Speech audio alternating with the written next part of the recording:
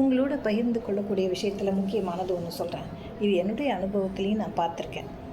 வெற்றி அப்படின்னோடனே எனக்கு உடனே நடக்கணும் அப்படின்னு நம்ம யாருமே நினைக்கக்கூடாது. அது அப்படி நடக்காது இல்லையா? எந்த ஒரு போட்டியாக இருந்தாலுமே நம்ம கலந்து கொள்ளுதல், பார்ட்டிசிபேஷன், அது ரொம்ப முக்கியம் இல்லையா?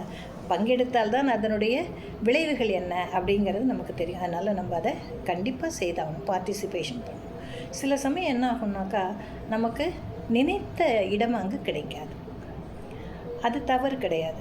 நம்மளோட திறமைசாலிகள் இருக்கலாம், இல்லைன்னா அங்கு வரக்கூடிய நடுவர்கள் அதனை சரியாக கணிக்காமல் விட்டு விடலாம், எதை வேணால் நடக்கலாம். அதனால் நம்முடைய வெற்றி என்ன ஆகும்? பின்தங்கி போகலாம்.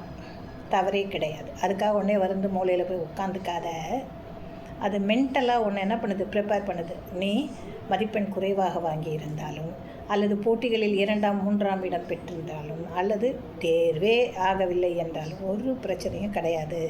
நீ உன்னுடைய மென்டல் ஸ்ட்ரென்த், அதாவது மூளை, நம்முடைய மனத்தை நல்லா ஸ்ட்ரென்த்தாக வச்சுக்கோ.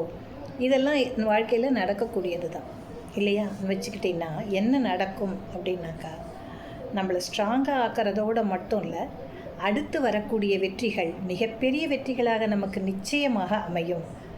ஏன்னா இந்த தோல்வி எதனால் வந்ததுன்னு நம்ம என்ன பண்ணியிருப்போம், கணித்திருப்போம். அதனால் வெற்றிகளை அடுத்த சந்தர்ப்பத்தில் மிக விரைவாக ஈட்டிக்கொள்வோம்.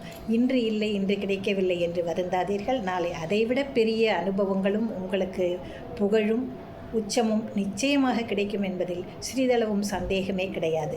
நன்றி. நாளை அடுத்த பதிவில் நான் உங்களோடு இணைகிறேன்.